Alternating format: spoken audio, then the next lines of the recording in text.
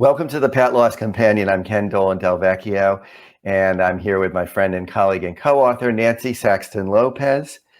And first of all, I'm going to apologize because we were just about to start our broadcast this past Thursday, and a thunderstorm knocked out power at my location. So now we are recording this and we'll be putting it online.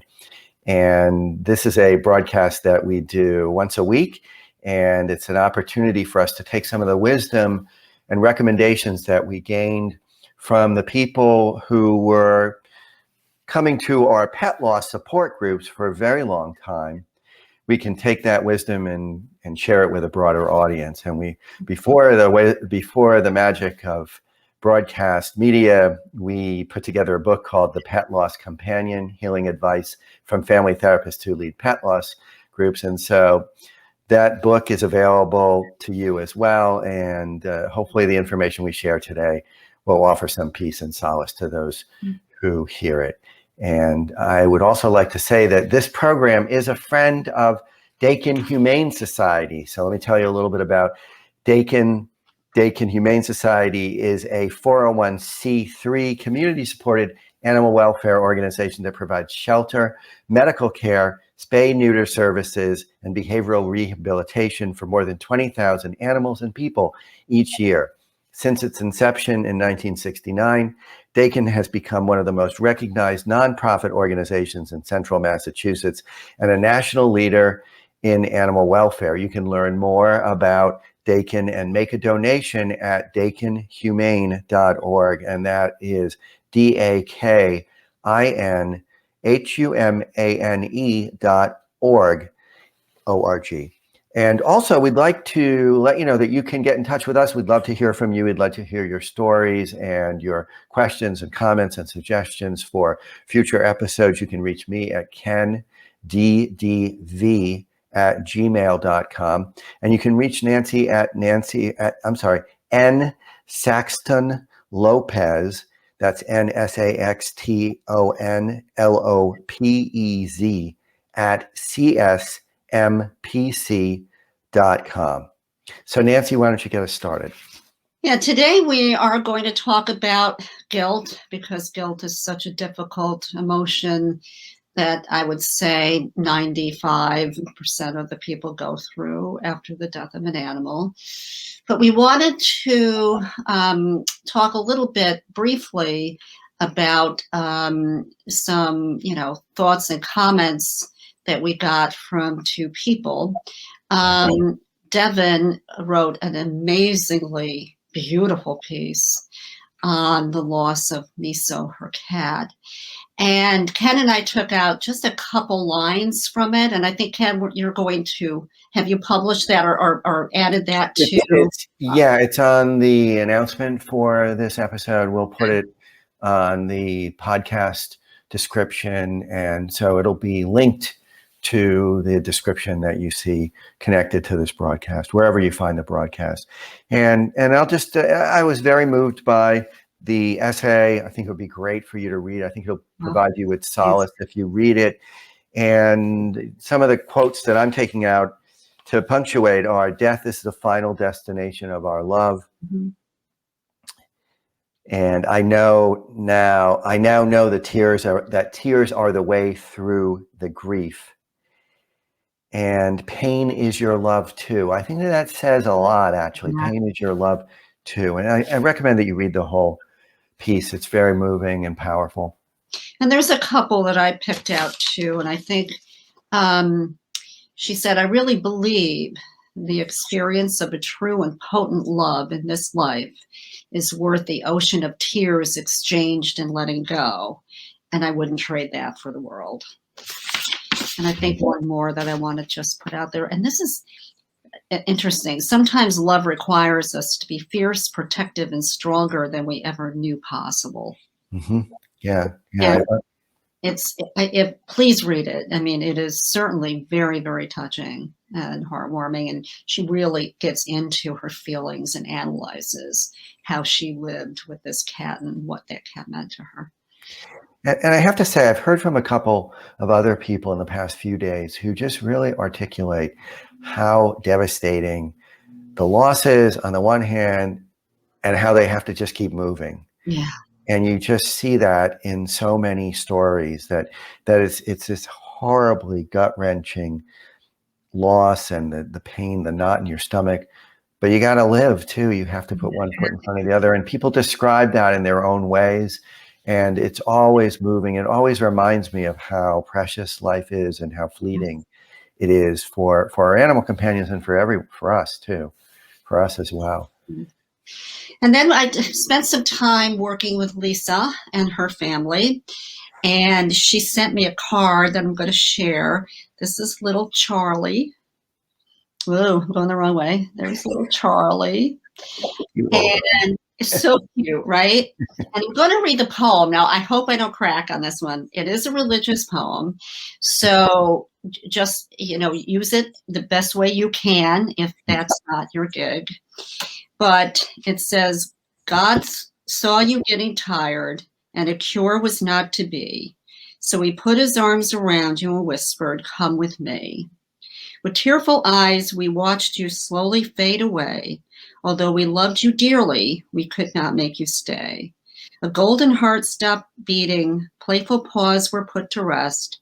God broke our hearts to prove to us he only takes the best. That's moving. That's touching. Yeah. Yeah.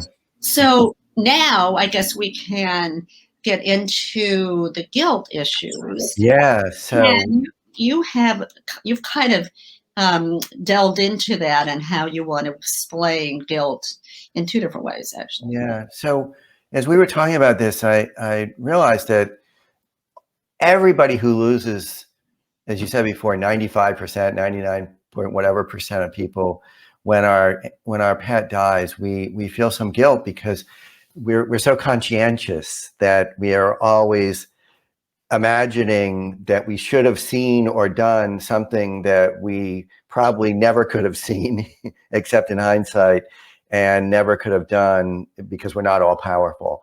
And so we thinking about that as conscientious guilt. Mm-hmm. That those of us who are extraordinarily conscientious about our animal companions will experience this conscientious guilt at their loss, and that we want to find ways to forgive ourselves. And then there's this other reality that happens in our lives. We make errors. We do things that in fact may cause harm, absolutely unintentionally and inadvertently, to our loved ones, including our animal companions. And the term that comes to mind for that is consequential guilt. Mm-hmm. That the guilt is a consequence of some mistake that we made and some error that we made, no matter the fact that we certainly didn't intend to. And so we've seen this in the most dire circumstances when a person is stressed and they leave their animal in a car. Right. And the animal suffocates as a result, and the extraordinary pain, and it seems reasonable to expect, and we've seen this clinically, that the people who have consequential guilt, it's kind of a different or attenuated journey. It's not so very painful as the consequential guilt, because we actually, when we have the conscientious, when we have that kind of guilt where we're just like, what if, and why didn't I, and I should have, we are able to forgive ourselves usually a bit easier. At some point. Yeah. I mean, and we have to think about self-forgiveness is really the same in both of those kinds of situations, because it's about recognizing human limits. Yes. It's about recognizing you make mistakes. The fact that we make mistakes and we make oversights and we're not perfect and we don't monitor everything that's going on around us perfectly accurately all the time. We make judgments, and we are sometimes making judgments in situations where there's enormous time pressures and we're stressed. Right. And there's a million things that are going on. And so we do things like, we've had situations where a person's walking their dog and their dog steps into the street and gets hit by a vehicle. And we've had the kind of situation I mentioned a few minutes ago. And we have the kind of situation where an animal eats something that they probably shouldn't, that they definitely should never have had access to. And and this causes their death. And so the self-forgiveness is this journey of recognizing and coming to terms with the loss of the sense that we are perfect. We're not perfect. Yeah.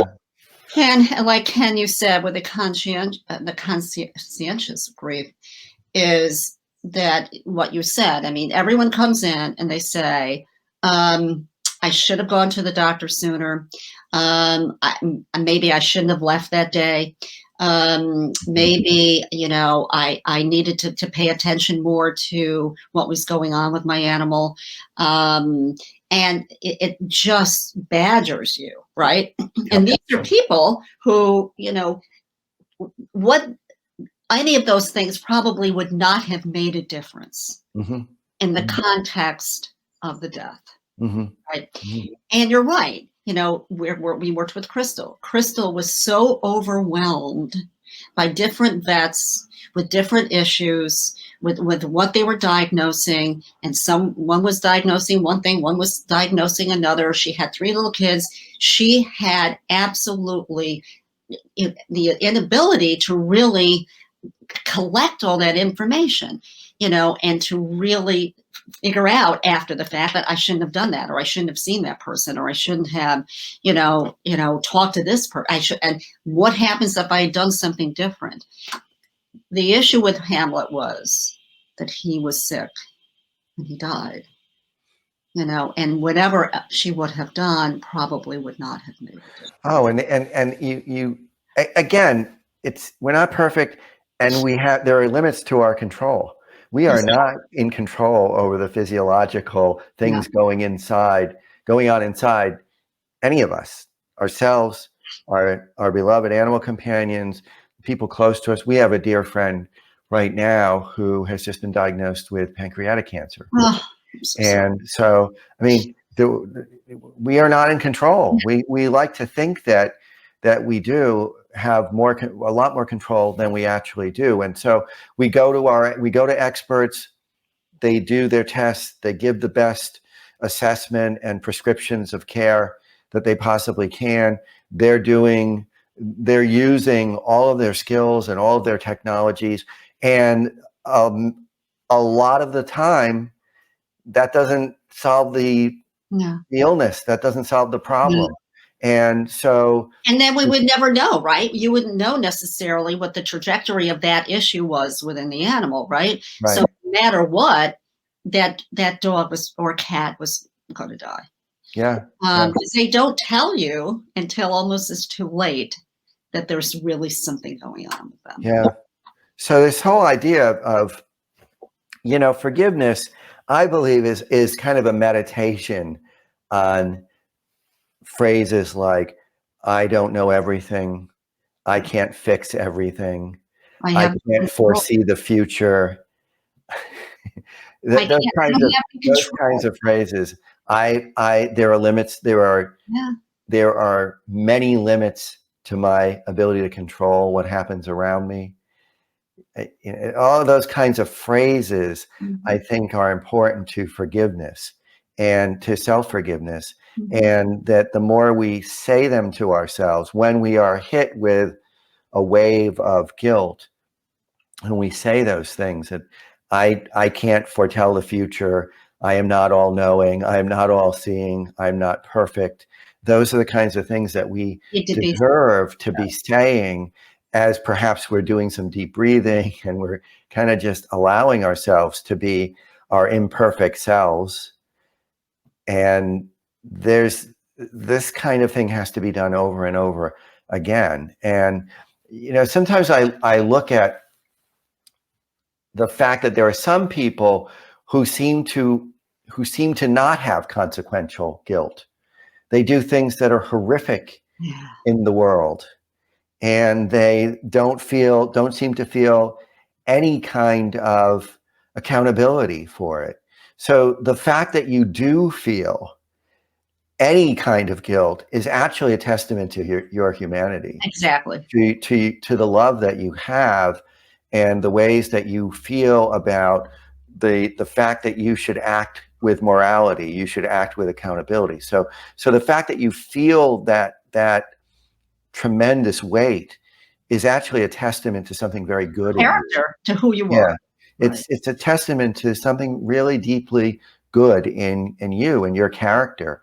And that might be something we can help ourselves to grasp as well, that the fact that we feel guilty means that we have a heart. That's what Devin said, right? Yeah. You know, I mean, to experience the potency of this love is worth all those tears, you know, in the end of letting go.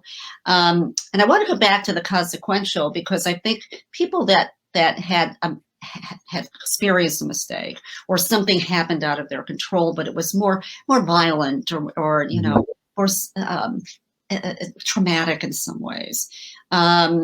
It takes a little longer sometimes because they, you know, the one person that gave his dog a piece of pizza crust and watched her die. You know, I mean that. So she choked. Yeah, she choked.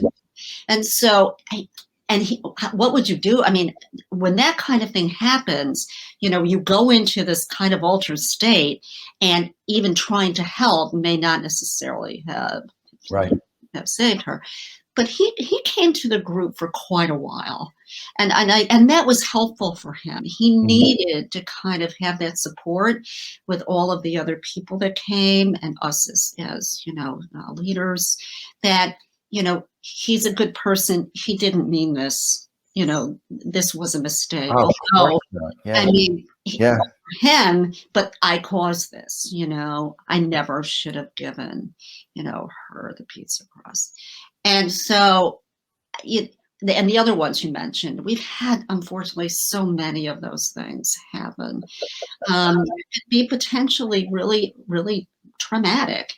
And that takes a little while, and they need a lot of support.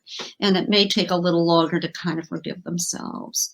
But, you know, in the end, hopefully they can, because you can't guilt away. Well, just like you said, hearing it from many different people, that of course they didn't mean that, and of course they would never want to hurt their animal companion. It's the kind of thing that doesn't perhaps register until it's been heard many, many times, or until you can reflect on you have to work. Said What's a trauma? many times. You have to work on it and work through it and keep working. And the other thing that occurs to me in that situation is how capricious fate is, because you might very well give a little piece of pizza or a little piece of bread to a dog many, many times, and there would be nothing problem. Nothing would happen. I mean, it's like all of us, you know, you could be at a restaurant, you're eating something you've eaten many, many times in your life, and then you choke, and you may or may not be sick. I mean, there is, again, it comes down to this idea that it's very hard for us to realize, because it's very scary, the very limited control we have in the world. We do the best we can, but there's so much that we're just not on top of. We just don't have the power to make it go the way we want it to go. And when things don't, we feel oftentimes at a huge loss, like we did something terribly wrong. And you know, this. So it comes down to, again, taking care of yourself the best way, getting some help. But I think a lot of people who have the consequential guilt really benefit from really talking to somebody, because it's a lot of times. I had a woman come in many years ago, and she had inadvertently backed up over their cat, and she didn't even want to go to a group because she was so incredibly embarrassed and upset that she caused this. And so we did a lot of work together, to kind of go through that traumatic event for her. And, you know, eventually she could listen. You had this was just a mistake. Of course, you didn't want to kill your cat. No, and she had to keep talking about it, like we're saying, until she kind of just wore it out, you know, and go back to. I do think that's a big part of many aspects of grief, are just working it over, emotionally chewing on it, whatever language you might use, until it becomes older news. Mm-hmm. And then it's there. We never lose Really complete forget sight it. of it. It doesn't go away, Right. but it isn't something that is tearing at us Yeah. all the time. And I think that's a lot of how we live beyond grief, and we then understand more and more that things are ephemeral, that everything in life is only for now.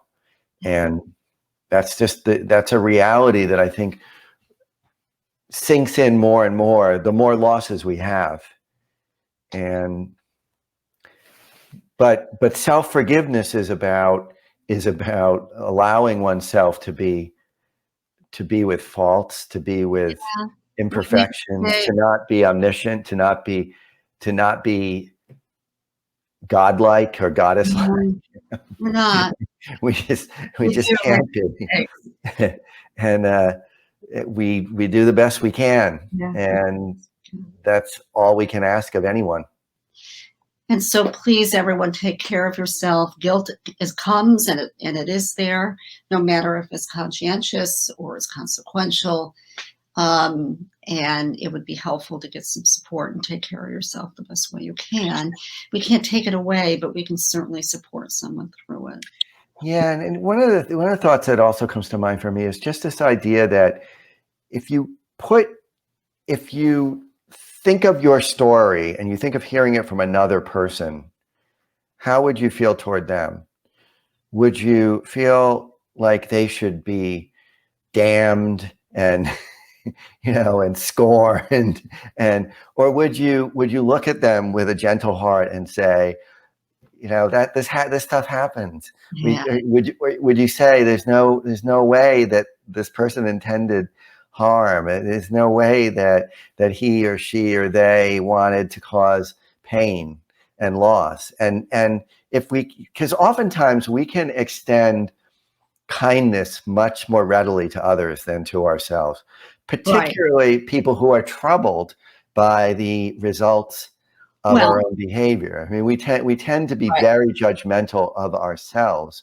And so in both of these cases, whether we're thinking I shoulda, coulda, woulda, or we're really saying, the thing I did was in some way a cause of their death, if we can extend the same kind of kindness that we would give to somebody else who were telling us this story. Well, it's interesting because in the groups, the people that would come to the group had that empathy because they knew what it was like to lose an animal. And the world, that may not necessarily be the case. I mean, so you've got to choose people, support people carefully. Really carefully, because everyone in that group always surrounded that person with love and support, that especially in a consequential situation, because everyone knew that person loved their animal. They wouldn't have been at the group. They wouldn't be there. Yeah. They just wouldn't be there. Exactly. So all of that love and support, and that can be done by therapists also, but all that love and support really helped that person, because they were given love in the context of, this wasn't your fault, in the context of, you love this animal, you never wanted this to happen. So even though it may take a little longer to move through that, when it was an accident like that or the mistake, it can happen, and you can love another animal again. Yeah. And you'll do your best. We all do. That's what we can commit to. We can't commit to being perfect or all-knowing, but we can commit to doing our best. Exactly. So I guess we'll leave it there, Nancy, and I'll look forward to our next conversation. And I wanted to thank again, I mentioned Crystal, we had talked about her, but I also want to thank Devin and Lisa for their information, for reaching out to us and giving us some really wonderful things that we could share. Yeah, really, really wonderful. And hopefully other people will, and I know those who read Devin's story and hear the accounts that we've shared, they'll benefit from them as well. It always helps other people. Absolutely. And thank you. So.